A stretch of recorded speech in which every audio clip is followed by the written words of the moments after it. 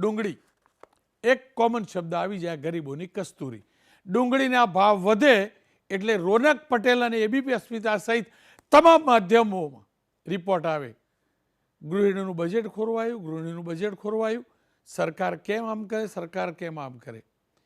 પણ જ્યારે આપણે બોલીએ છીએ ને ત્યારે આપણી એ પણ ફરજ છે, જ્યારે મારા ખેડૂતનું બજેટ ખોરવાવાનું નક્કી છે ત્યારે બોલવું જરૂરી છે. ડુંગળી તમે ને હું આપણા ઘરની અંદર 40 રૂપિયાની આસપાસ પ્રતિ કિલો આવે છે, પરંતુ મફતના ભાવે એપીએમસી એટલે કે મંડીની અંદર આપણો ખેડૂત ડુંગળી વેચવા મજબૂર છે. છેલ્લા 15 દિવસની અંદર ડુંગળીના ભાવ આસમાને જે હતા ને એ પટકાયા છે, અને એવા પટકાયા છે કે મફતના ભાવે આવનારા દિવસોમાં ડુંગળી વેચવી પડે ને તેવી હાલત થશે. 15 દિવસ પહેલાં જ્યાં ડુંગળી 700 થી 900 રૂપિયા મણ વેચાતી હતી ને એ ડુંગળી હવે માત્ર 200 રૂપિયા મણ વેચાય છે. સારામાં સારી ડુંગળી હોય ને તો 300, 350, 400 રૂપિયા મળે, એટલે કે 20 રૂપિયાની આસપાસ. મહુવા યાર્ડ હોય, ગોંડલ યાર્ડ હોય, ધોરાજી યાર્ડ હોય, જેતપુર યાર્ડ હોય, જસદણ યાર્ડ હોય, હાપા યાર્ડ હોય, તમામ ઠેકાણે ડુંગળીની બોરીઓના કટ્ટાના ઢગ લાગી ચૂક્યા છે. માર્કેટ યાર્ડની બહાર 8-8, 10-10 કિલોમીટર લાંબી ટ્રકની લાઈનો ડુંગળી વેચવા માટે છે, અને કેટલીક વાર તો એવો ભરાવો થઈ જાય છે કે એપીએમસી તરફથી જાહેરાત કરવી પડે છે કે આગામી 2 દિવસ માટે હરાજી બંધ રહેશે, કોઈ ખેડૂત લઈને આવતા નહીં. કળકળતી ઠંડીમાં પિયત કરી ડુંગળી પકવી અને પાકેલી ડુંગળીને વેચવા માટે, એ પણ પાણીના ભાવે વેચવા માટે કળકળતી ઠંડીમાં મારો ખેડૂત લાઈનમાં ઊભો રહેશે, લાઈનમાં ઊભો રહેશે. સૌથી મોટું આ પાછળનું કોઈ કારણ હોય તો ડુંગળીની નિર્યાતને લઈને જે લાગુ થયેલા રિસ્ટ્રિક્શન છે તે છે. આપણે તમામ લોકો જાણીએ છીએ કે અગાઉ ડુંગળીના નિર્યાત ઉપર પ્રતિબંધ લાગેલો હતો. બહુ બધા, ગયા વર્ષની વાત કરું છું, કેન્દ્ર સરકારે 7 ડિસેમ્બર 2023માં ડુંગળીની નિકાસ પર રાતોરાત પ્રતિબંધ મૂક્યો હતો, અને એના જ કારણે ખેડૂતો હેરાન થયેલા. ત્યારબાદ બહુ બધી રજૂઆતો થઈ અને પછી એ હળવાશ ચોક્કસથી કરાઈ. પણ જે ડ્યુટી છે, કોઈ પણ નિર્યાત થાય એની સાથે ડુંગળી નિર્યાત કરતાં 40% ડ્યુટી લાગતી હતી, 40%. જો કે બહુ રજૂઆતો બાદ તે ઘટાડીને 20% કરવામાં આવી છે. પણ જો 20% ભાવ ડ્યુટી ભરીને જો નિર્યાત કરવાનું હોય તો વિદેશમાં આપણી ડુંગળી કોઈ ખરીદવા તૈયાર નથી, અને એના જ કારણે ખેડૂત પાસેથી હાલ કોઈ ડુંગળી લેતું નથી. અને હજુ તો જે કુલ ઉત્પાદન છે ને આપણા પ્રદેશનું, કેન્દ્ર સરકારના આંકડા પ્રમાણે 20 લાખ ટન છે, અને આખા દેશના કુલ ઉત્પાદનમાં મહારાષ્ટ્ર પછી ગુજરાત અને મધ્યપ્રદેશ બીજા નંબરે આવે છે. છેલ્લા 1 વર્ષમાં છૂટક બજારમાં ડુંગળીના ભાવ ઊંચા રહ્યા, અને એના જ કારણે એને કાબૂમાં રાખવા પ્રતિબંધ અગાઉ મુકાયો હતો. પણ હવે જે ડુંગળીની આવક શરૂ થઈ છે, હજી તો 20-30% જ પાક આવ્યો છે સિઝનનો, અને છેલ્લા 15 દિવસમાં ડુંગળીના ભાવ ઘટી પ્રતિ મણ 200-300 રૂપિયા થયા છે. એટલે 10 રૂપિયાથી 12 રૂપિયા ને 15 રૂપિયા ટ્રાન્સપોર્ટેશનનો ખર્ચો જોડો, બિયારણ જોડો, મજૂરી જોડો, પાણી પિયતનો ખર્ચો જોડો, ખાતર જોડો, મારા ખેડૂત પાસે બચે શું? અને જો બચતું નથી તો મારો ખેડૂત ક્યાં સુધી ડુંગળી પકવતો રહેશે? અને હાલત માત્ર આ વર્ષ પૂરતી નથી, છેલ્લા 4 વર્ષથી સતત આપણે જોતા રહ્યા છીએ. કારણ માત્ર એટલું જ છે, સરકાર ગ્રાહક છે, જે ખાનાર છે એને ધ્યાનમાં રાખીને નીતિ બનાવે છે.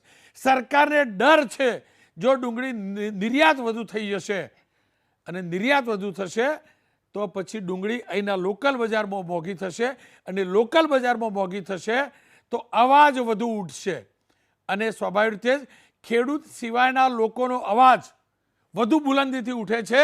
મારો ખેડૂત ખેતીની મજૂરીમાંથી ઊંચો નથી આવતો, એટલે એનો અવાજ દિલ્હી તો ઠીક, ગાંધીનગર સુધી નથી પહોંચતો. જોકે સારી અને રાહતની વાત એ છે કે આ જ મુદ્દે ભારતીય જનતા પક્ષના કિસાન મોરચા તરફથી એક પત્ર લખાયો છે.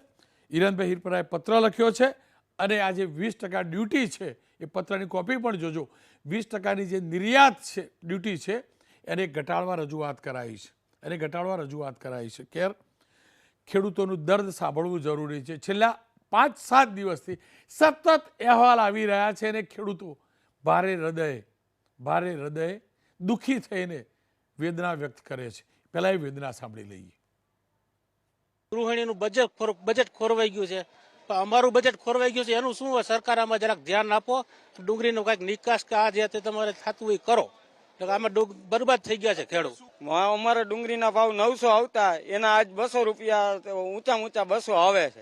હા, ડ્યુટી ઘટે તો કઈક પોષણક્ષમ ભાવ મળે ખેડૂતને. આજથી 15 દિવસ પહેલા મારી ડુંગળી 900 950 ની જાતી, આજે ડુંગળીના 200-250 ભાવ નથી મળી રહ્યા. બીજી તરફ આ સરકાર આને ટેક્સ ડ્યુટી ઘટાડે, જે ડ્યુટી છે ટેક્સ ડ્યુટી ઘટાડે તો એને ટૂંકમાં નિકાસ વધે તો ટૂંકમાં માલ છે ને એના ભાવ પૂરતા સક્ષમ મળી રહે, એટલે ખેડૂતના ટૂંકમાં 2 પૈસા મળે, નહીતર આમાં ખેડૂત બરબાદ થઈ જશે સાહેબ.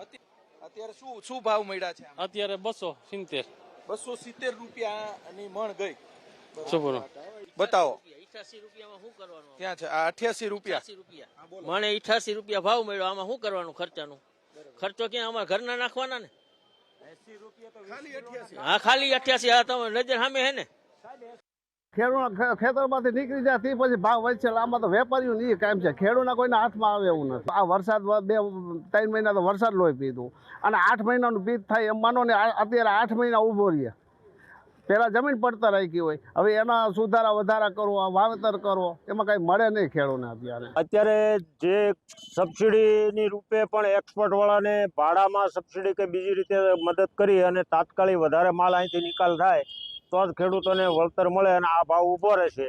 નહીંતર આવતા દિવસોમાં ખેડૂતોએ ડુંગળી ખેડી નાખવાની અને માર્કેટિંગ યાર્ડમાં નહીં લાવવાની તૈયારીમાં રહેવું પડશે અને બધાએ માર્કેટિંગ યાર્ડની સામે ખેડૂતોએ બહિષ્કાર કરવો પડશે.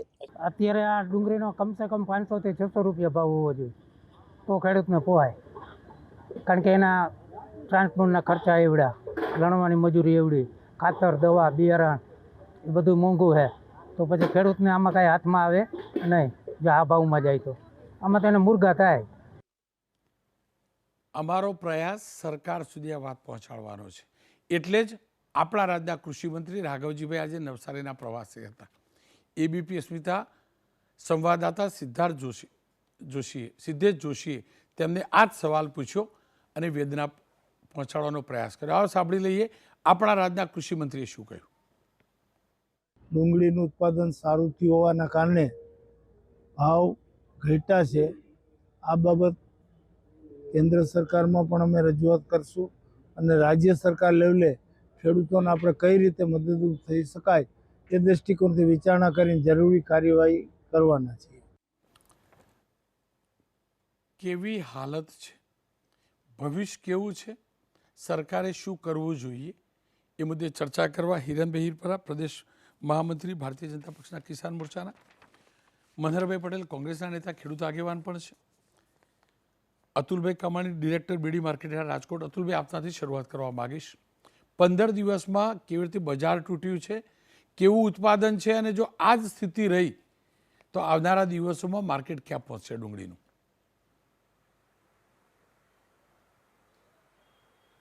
સૌપ્રથમ તો રોનકભાઈ, આ વર્ષે ડુંગળીનું વાવેતર પણ સૌરાષ્ટ્રમાં વધારે પ્રમાણમાં થયેલું છે. કમોસમી વરસાદના હિસાબે ઘણા ખરા પાકમાં નુકસાની ભોગવી અને જે ખેડૂતોએ ડુંગળી અને આવા પાકના જે વાવેતર કર્યા હતા, કારણ કે ડુંગળીના ગત વર્ષે જે ભાવ મળતા હતા એ ભાવને ધ્યાનમાં રાખી અને જે ખેડૂતો ડુંગળી નહોતા વાવતા એને પણ આ વર્ષે ડુંગળીના વાવેતર કર્યા અને ડુંગળીનું મબલક પ્રમાણમાં ઉત્પાદન થયું. તો એની સામે જ્યારે માર્કેટિંગ યાર્ડોમાં આ ડુંગળી આવી અને જ્યારે 800 થી 900 રૂપિયામાં જે ડુંગળી વેચાતી હતી એ આજની તારીખમાં 200 થી 250 રૂપિયામાં વેચાવા માંડે એ અમારા માટે પણ દુઃખની વાત છે અને ખેડૂતો માટે પણ એક દુઃખની વાત છે.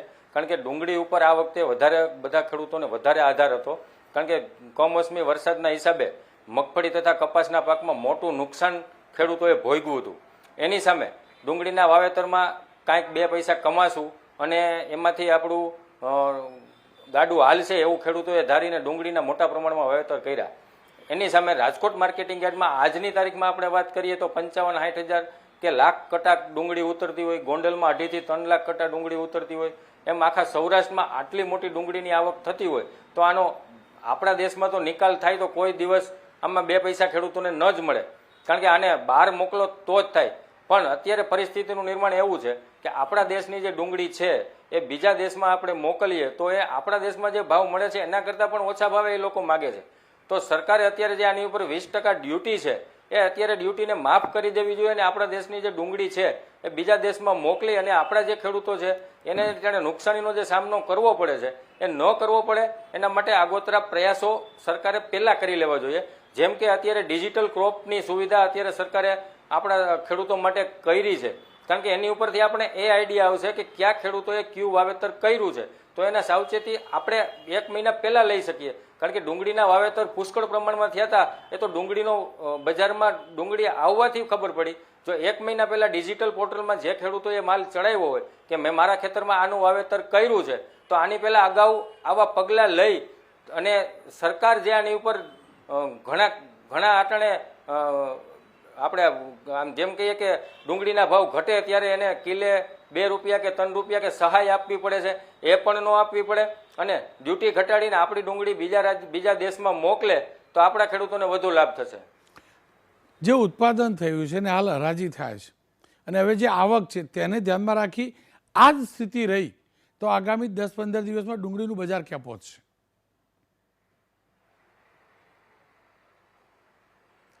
અત્યારે તો આપણે જોઈએ ને તો જે અત્યારે હજી ડુંગળી આવે છે ને એ તો હજી તો આ 30% 40% ડુંગળી આવે છે, કારણ કે હજી વાવેતર છે એ તો હજી આના કરતાં મબલક પ્રમાણમાં ઉત્પાદન થશે એવું અત્યારે જોતા લાગી રહ્યું છે. આમ જોઈએ ને તો અત્યારે 150-200 રૂપિયા છે ને એ પણ અત્યારે સારા હોય ને એવું અત્યારે લાગી રહ્યું છે, કારણ કે 100 રૂપિયાની અંદર ડુંગળી એક વખત આવે, જો આનો કાંઈ પણ કરવામાં ન આવે કે આને બહાર મોકલવામાં ન આવે તો આ ડુંગળી ખેડૂતોને રાતા પાણીએ રોવરાવશે. જેમ આપણે એને ગરીબોની કસ્તુરી ગણીએ છીએ એમ ખેડૂતોએ અત્યારે એ ડુંગળી વાવી છે તો એની ઉપર ખર્ચા પણ એટલા ચડેવા છે, કારણ કે 800 થી 900 રૂપિયામાં જે ડુંગળી વેચાતી હતી એટલે ખેડૂતોએ પુષ્કળ પ્રમાણમાં એમાં ખર્ચા કર્યા. પણ એની સામે જે વળતરની વાત કરીએ તો વળતર 100-150 રૂપિયા કે 200 રૂપિયા આવે ત્યાં સુધી ખેડૂતોને એમાં કાંઈ 2 પૈસા કમાવાની વાત નહીં રહે. ઓછામાં ઓછા 700 થી 800 રૂપિયા ભાવ ડુંગળીના હોય તો જ ખેડૂતોએ 2 પાંદડે આમાં થશે. અતુલભાઈ, આપનો ખૂબ ખૂબ આભાર. ખેર હિરણભાઈ, જુઓ ખેડૂતની તો હાલત જુઓ, પાક ઓછો થાય તો એ નુકસાન પડે એટલે બજારમાં ભાવ જબરજસ્ત આવે એટલે અમે બધા બૂમાબૂમ ચાલુ કરી દઈએ પણ ખેડૂત જોડે માલ જ ના હોય. માલ હોય તો વેપારીઓ ખરીદી લીધેલો હોય. ઉત્પાદન વધુ થાય તો ખેડૂતને ટ્રાન્સપોર્ટેશન જેટલો ભાવ ના મળે. આ સ્થિતિ માટે જવાબદાર કોણ? આપણે તો બહુ બધું ફોરકાસ્ટ કરવાવાળા લોકો છીએ, ગણિત ગણવાવાળા લોકો છીએ. માત્ર ને માત્ર ડુંગળી બજારમાં મોંઘી થઈ જશે અને ખરીદદાર એટલે બહુ લોકો ઓવરલો કરી દેશે એ ડરથી જે પેલી દિલ્હીમાં સરકાર ગયેલી શીલા દીક્ષિતની, એવું ભવિષ્યમાં ક્યારેય ના થાય એનું ધ્યાનમાં રાખી ડ્યુટી લગાવી કેટલી યોગ્ય. જો 40%માંથી 20% કરી પણ એ કોઈ દાન તો નથી ને સાહેબ, નથી ને, દાન તો નથી ને. જમીનમાંથી ઉત્પન્ન કરેલો માલ બહાર જાય તો તકલીફ શું?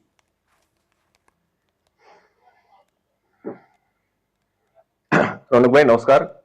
રોનકભાઈ, આજે ડુંગળીના વિષય ઉપર આપણે ચર્ચાઓ કરી રહ્યા છીએ. જ્યારે અત્યારે જે ડુંગળીની આવક થઈ રહી છે એને સૌરાષ્ટ્રની અંદર લોકલ માર્કેટની અંદર એને ઘાવરિયું ઉત્પાદન કહેવામાં આવે છે. આ વાવેતર એ નવરાત્રી આસપાસથી શરૂ થાય છે અને અત્યારે એમનું ઉત્પાદન આવતું હોય છે. એટલે કે આ જે ડુંગળી છે એ ડુંગળીની સેલ્ફ લાઈફ છે એ ઓછી હોય છે, એટલે એનો સ્ટોરેજ થઈ શકતો નથી અને જો લાંબો સમય પડી રહે તો એ ઉગી જતી હોય છે. ઉપરાંત એમાં વજન પણ ઘટતો હોય છે. જે રીતે અત્યારની આ ડુંગળી છે એ ડુંગળીની નિકાસ કરી અથવા તો અન્ય રાજ્યોની અંદર તાત્કાલિક પહોંચે અને ખાનારા એટલે કે માંગ અને પુરવઠો, આ બે માર્કેટના નિયમો છે. આપણે બધા જોઈએ છીએ ખેડૂતની જણસી જે છે એ ઉત્પાદન એક સાથે આવતું હોય છે. એ ચાહે ડુંગળી હોય તો પણ ભલે, મગફળી હોય તો પણ ભલે, ઘઉં હોય તો પણ ભલે, એક સાથે ઉત્પાદન આવતું હોય છે. એના હિસાબે હંમેશા માર્કેટની અંદર આ પરિસ્થિતિઓ સર્જાતી હોય છે. રાજ્ય સરકાર અને કેન્દ્ર સરકાર, દેશના પ્રધાનમંત્રી આદરણીય નરેન્દ્રભાઈ મોદી એ અનેકવિધ યોજનાઓ લાવીને ખેડૂતોને સુરક્ષિત કરવાનો પ્રયાસ એ કરી રહ્યા છે. વર્તમાન સમયની અંદર જે ડુંગળીની પરિસ્થિતિ છે એમાં કેન્દ્ર સરકારે એ જે રાજનૈતિક પરિસ્થિતિઓ અલગ અલગ છે, યુક્રેન હોય, રશિયા હોય, બાંગ્લાદેશ હોય જેવા દેશોની અંદર જે યુદ્ધ જેવી પરિસ્થિતિઓ હોય ત્યાં આપણી ડુંગળી નિકાસ થતી હતી. એ જે ડુંગળી નિકાસ થતી હતી ત્યાં અરાજકતાના હિસાબે એમાં ક્યાંક ને ક્યાંક તકલીફો ઊભી થઈ છે. પરંતુ ભારત સરકારની જે વ્યાપાર નીતિ છે અને ભારતની જે રાજનૈતિક કુને છે, વ્યાપારીકરણ અને રાજકીય કુનેના હિસાબે એમાં પણ આ જે ડુંગળી છે કે અન્ય ખેત જણસ છે એની નિકાસ એમાં ક્યાંય મોટો ફેરફાર થયો નથી. એ આપણા માટે ખૂબ સારી વાત છે. આજે અન્ય વિશ્વના અનેક દેશો એ જ્યારે મોંઘવારી હોય કે બેરોજગારી હોય એના ખપ્પરમાં હોમાયું છે ત્યારે આપણે એમાંથી ક્યાંક ને ક્યાંક ઉગરી રહ્યા છીએ. પરંતુ આ ડુંગળીની વાત છે ત્યાં સુધી જે ઉત્પાદન આવ્યું છે એ ઉત્પાદન ને અત્યારે જે રીતે 20% એ એક્સપોર્ટ ડ્યુટી છે એ ઘટાડવામાં આવે તો આ ડુંગળીની નિકાસ સારી રીતે થઈ શકે. વર્તમાન સમયની અંદર જે શિયાળુ પાક એનું પણ ખૂબ મોટા પ્રમાણમાં વાવેતર થયું છે. એ ડુંગળી પણ એ માર્ચ પછી માર્કેટમાં આવશે ત્યારે પણ બમ્પર એનો આવક થવાની છે. આપણે જોઈ રહ્યા છીએ કે સારા ભાવના હિસાબે ખેડૂતો એ વાવેતર તરફ ઢળતા હોય છે. વર્તમાન સમયની અંદર બિયારણ હોય, ખાતર હોય, આ બધી જ મોંઘવારીઓ છે, પરંતુ ખેડૂતનો દીકરો, જગતનો તાત એનાથી થાક્યા વિના એ સતત મહેનત કરતો રહે છે. એને આશા છે કે એમને પણ સારા ભાવો મળશે. જ્યારે આવા ભાવો જે સારા ભાવો મળતા હોય છે પરંતુ ક્યાંક ને ક્યાંક માર્કેટના હિસાબે ભાવોમાં ગિરાવટ આવી છે ત્યારે ગુજરાત સરકાર એ હંમેશા ખેડૂતોની વચ્ચે ઊભી રહી છે. 2017 ની અંદર પણ આ પરિસ્થિતિ થઈ ત્યારે પણ ખેડૂતોને મદદ કરી. 2019 ની અંદર આ પરિસ્થિતિ થઈ ત્યારે પણ ગુજરાત સરકાર એ ખેડૂતો વચ્ચે આવીને ઊભી રહી. 2022 હોય કે 2023 હોય, જ્યારે આવી પરિસ્થિતિઓ થઈ છે ત્યારે સરકાર એ ખેડૂતોની વચ્ચે આવી અને મદદરૂપ થવાનો પ્રયાસ કરે છે. પરંતુ એ મદદરૂપ થવાનો જે પ્રયાસ છે એનાથી ક્યારેય કોઈને સંતોષ થવાનો નથી. માર્કેટની અંદર એને સારા ભાવો મળે તો જ ખેડૂતને ફાયદો થાય. વર્તમાન સમયમાં દેશના પ્રધાનમંત્રી, સહકાર મંત્રી અને કેન્દ્રીય કૃષિ મંત્રી અને કેન્દ્રીય વાણિજ્ય મંત્રી સમક્ષ આ ગુજરાતના ખેડૂતો છે એમને જે ડુંગળીના ભાવમાં પડતી મુશ્કેલી બાબતે રજૂઆત કરવામાં આવી છે અને આગામી સમયની અંદર ખેડૂતોને સારા ભાવો મળે એ માટેના પ્રયાસો એ ભારતીય જનતા પાર્ટીની સરકાર હંમેશા કરે છે અને કરતી રહેશે.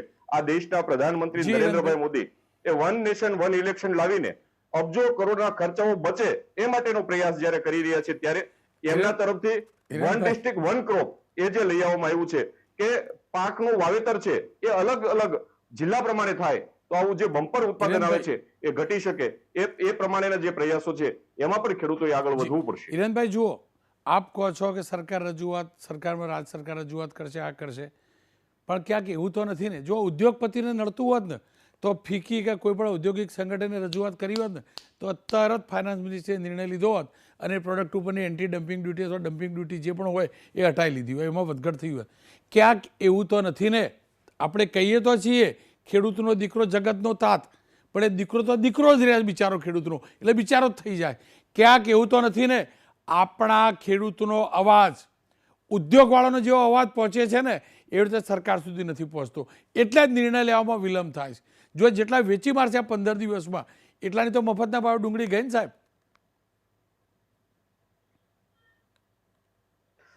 રોનકભાઈ, ખેડૂતનો અવાજ હંમેશા રાજ્ય સરકાર અને કેન્દ્ર સરકાર સમક્ષ એ સંભળાય છે. ખેડૂતનો અવાજ એ સરકાર કાયમી માટે સાંભળતી હોય છે. આ સરકાર, રાજ્યની સરકાર અને કેન્દ્રની સરકાર એ ખેડૂતોની સરકાર છે, ગામડાની સરકાર છે.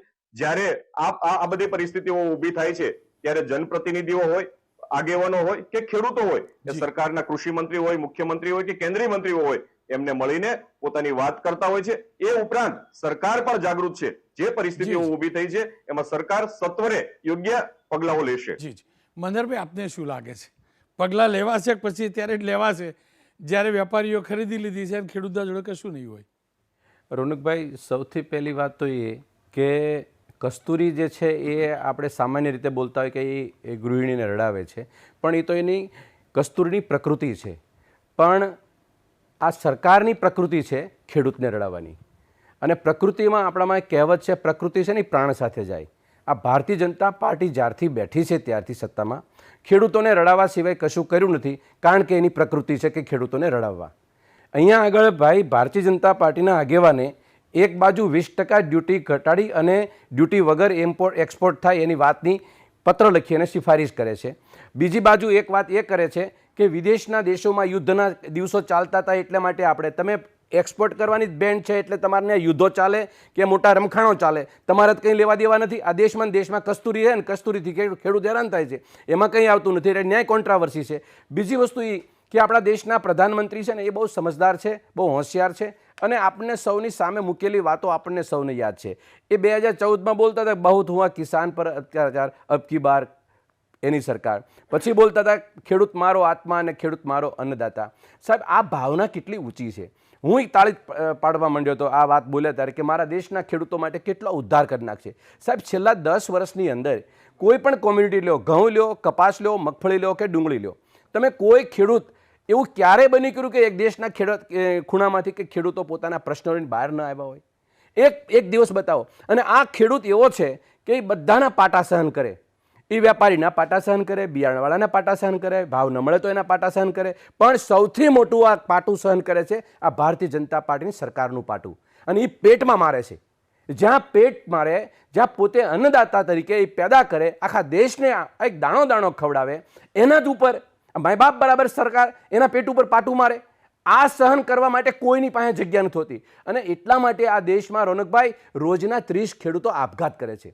ભારતીય જનતા પાર્ટીને શરમ આવી જોઈએ. ખોટી બીજી વાતો કરતા પહેલા સબ્જેક્ટ ટુ મેટર વાત નથી કરતા. વન નેશન ને વન ફેશન ને આ બધી ક્યાં વાત કરવાની યાદ છે? આ સબ્જેક્ટ એનો તમે આપ્યો તો એમને, તો એ વાતો બધી ઉતારે છે અંદર. બીજી વાત એ છે રોનકભાઈ, 22 પ્રકારની યોજનાઓ આપી. 22 પ્રકારની યોજના આ દેશના ખેડૂતો માથે દેવું, દેશ માથે દેવું, દેશ ખેડૂતો હેરાન થાય, બધી પરિસ્થિતિ થાય. કોઈ જગ્યાએ કંઈ નહીં. 116 વખત રોનકભાઈ એમને મન કી બાત સુનાવી, ગામને મન કી બાત કરી, ક્યાંય કોઈ જગ્યાએ ખેડૂતનું ભલું ન થઈ ગયું. હું તમને એક વાત કરું કે 5 લાખ ગુણી કોઈ પણ માર્કેટ યાર્ડમાં રાખવાની સગવડતા 25 વર્ષમાં સરકાર કરી શકી? ભાઈ, હમણાં એક વાત કરી, ટેકનિકલ પોઈન્ટ ઓફ વ્યૂ ઉપર વાત કરી કે આ પાક છે એ કીપિંગ ક્વોલિટી સારી નહીં, એટલે આવરદાયની ઓછી હોય એટલે તાત્કાલિક કરવી પડે. બહુ સારી વાત કરી, ટેકનિકલ વાત કરી. પણ હું એ પૂછું છું કે આપણા દેશમાં ભાભા ઓટોનોમિક રિસર્ચ સેન્ટરે એક BRCએ એક ટેકનોલોજી ડેવલપ કરી છે. એ ટેકનોલોજીમાં તમે ગામા રેડિયેશનની ટ્રીટમેન્ટ આપો તો તમે 6 મહિના સુધી ડુંગળી રાખી શકાય છે.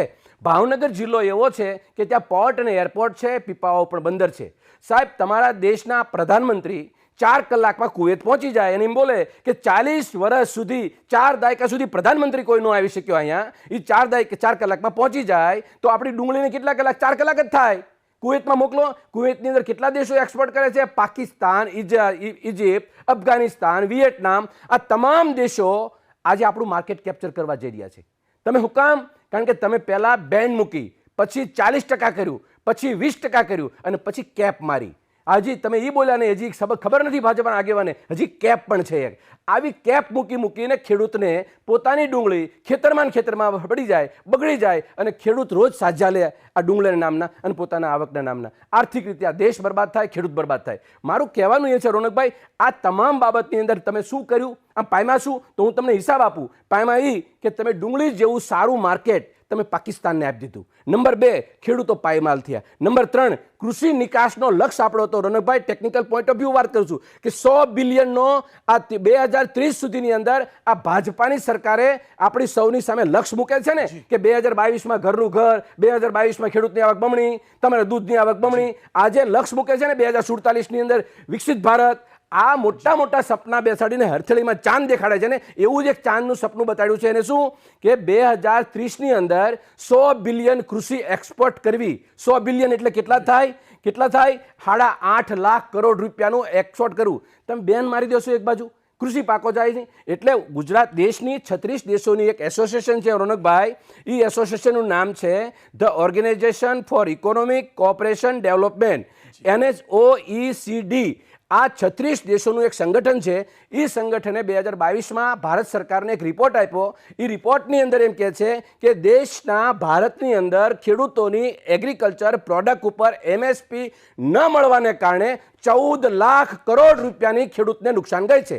14 લાખ કરોડ રૂપિયા. જે 14 લાખ કરોડ રૂપિયા તમે વેપારીઓના માફ કરી દો, ઉદ્યોગપતિના, અને ખેડૂતના ખેતરને દેવા વગરનો માફ કે તમે એક્સપોર્ટ નથી કરતા અથવા તો તમે MSP નથી આપતા, એના કારણે આ દેશનો ખેડૂત બરબાદ થઈ રહ્યો છે. સાહેબ, આ મારા આંકડા નથી. તમારે સમજદારી જો હોય અને પ્રધાનમંત્રીને, કૃષિ મંત્રીને, તમારા જેવા બધા આગેવાનોને, ભાજપની સરકારને સમજવું હોય તો 25 વર્ષથી ખેડૂતોએ તમારા ઉપર કૃપા કરી છે અને આ કૃપાના ભાગે તમારે એને કંઈ દેવા નથી, ધર્માદો નથી કરવાનું, દયા કૃપા દાન નથી કરવાનું. તમારે તમારી ડ્યુટી બજાવવાની છે. આ દેશનો અન્નદાતા, આ દેશનો અન્નદાતા એ ખેડૂત, એની ઉપર તમે જે રીતે 700 ખેડૂતોની શહાદત કરી, તમારા ઘરમાં એક દીવો નથી પ્રગટાવી, એક દીવો નથી પ્રગટાવી શક્યા. તમે એને સાંત્વના નથી આપી શક્યા. પાર્લામેન્ટમાં ઠરાવ પસાર નથી કર્યો. એનો અફસોસ નથી થતો તમને કોઈને કે આ દેશના ખેડૂતોની ઉપર અમે શું જુલમ કરી રહ્યા છીએ?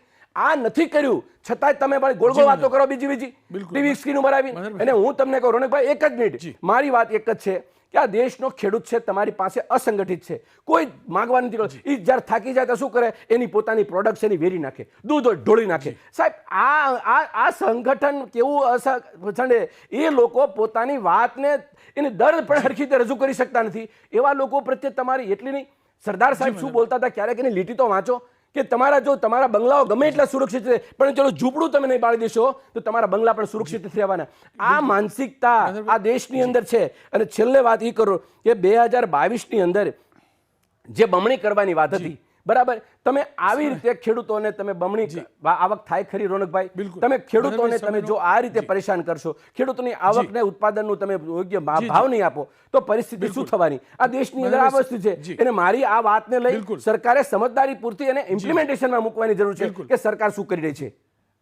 હિરેનભાઈ, 30-40 સેકન્ડમાં તમે તમારી છેલ્લી પ્રતિક્રિયા મૂકી શકો છો. 2014 પહેલા આ દેશની અંદર કોંગ્રેસનું શાસન હતું. કોંગ્રેસના શાસનની અંદર ખેડૂતની પરિસ્થિતિ શું હતી એ કોંગ્રેસના પ્રવક્તાએ વિચાર કરવો જોઈએ. કોંગ્રેસના પ્રવક્તા માત્ર ડુંગળીની વાતો કરવાને બદલે જે એલફેલ વાતો કરીને, અલગ અલગ વાતો કરીને મૂળ વિષયથી એ ભટકવાનો પ્રયાસ કર્યો. કોંગ્રેસની સરકારોએ ખેડૂત માટે કશું કર્યું નથી. ખેડૂત દેવાની અંદર હતો, ખેડૂત આપઘાત કરતો હતો. આ દેશના ખેડૂતનો કોઈ રખેવાળ નહોતું. એ સ્થિતિની અંદર ભારતીય જનતા પાર્ટીની સરકાર આજે ખેડૂતોની વચ્ચે બેઠી છે. ખેડૂતો માટે અનેકવિધ યોજના લઈ આવીને કામ કરી રહી છે. ત્યારે ખેડૂતોનું ભલું થાય, દેશનું ભલું થાય, ગામડાઓનું ભલું થાય, એ માટે સરકારો ચાલી રહી છે. એ પ્રકારે જયારે સરકારો ચાલી રહી છે અને ખેડૂતો આશીર્વાદ આપી રહ્યા છે, ત્યારે કોંગ્રેસને પેટમાં તેલ રેડાઈ રહ્યું છે. પરંતુ આ દેશનો ખેડૂત એ સમજદાર ખેડૂત છે. ખેડૂતોને જે મળી રહ્યું છે, માન મળી રહ્યું છે, સન્માન મળી રહ્યું છે, અનેક સમસ્યાઓ વચ્ચે પણ ભારતીય જનતા પાર્ટીને પ્રેમ કરે છે, ભારતીય જનતા પાર્ટીની સરકારને સમર્થન કરે છે. અને એના હિસાબ ઉપર આ સરકારો એ ખેડૂતો માટે નીતિઓ બનાવતી રહી છે. હિરેનભાઈ, પ્રેમ ખરો, પણ કોઈ પણ પ્રેમ લાભો ત્યારે ચાલે કે બે તરફી હોય તો. અને બીજું, દેવું માફ કરી ભાજપની સરકારે. મહારાષ્ટ્રની અંદર જાહેરાત થઈ, મહારાષ્ટ્રની અંદર પણ ડુંગળી પાકે છે. ફડણવીસ સરકાર ફરીથી આવી, તેના ખેડૂતોનું દેવું માફ થશે. આપણે પડોશમાં જ છીએ એટલે કહેવાતું હોય તો આ વાત કહેજો કે પડોશમાંથી આપણે આટલું શીખીએ. છેલ્લે કહીશ, તમામ ખેત ઉત્પાદનોની આવી હાલત થાય જ છે. ઉત્પાદન વધે કે ઘટે, મારો ખેડૂત દુઃખી થાય છે. આનો એકમાત્ર કોઈ રસ્તો હોય તો બાકીના ઉદ્યોગોને બાજુમાં મૂકી એગ્રો પ્રોડક્ટના જેટલા પણ ઉદ્યોગ છે એને સૌથી પહેલું પ્રાધાન્ય આપવું જરૂરી છે. એના માટે સ્પેશિયલ ઝોન જરૂરી છે, એના માટે સ્પેશિયલ સબસિડી જરૂરી છે, એને ઇલેક્ટ્રિક ડ્યુટી માફી જરૂરી છે, એને સૌથી વધુ લોન આપવી જરૂરી છે. ઓટો સેક્ટરને ઓછું પ્રાધાન્ય આપીશું ને, 4 ગાડીની કંપની ઓછી આવશે ચાલશે, આપણે ચાલતા નહીં જવું પડવાનું. પણ એગ્રો પ્રોડક્ટના ઉદ્યોગો ઓછા છે ને, એટલે આ મોટામાં મોટી તકલીફ છે. જો એ સ્થપાશે મારા ગુજરાતમાં તો જ મારો ખેડૂત બે પાંદડે થશે. બાકી જ્યારે એના ખેતરની અંદર પાંદડા હર્યા ભર્યા હશે તો બજારની અંદર જશે ને, એટલે એનો ચહેરો વધુ ઉત્પાદનના કારણે મુરઝાયેલો હશે અને મુરઝાયેલો રહ્યો છે કોઈ પણ સરકાર હોય.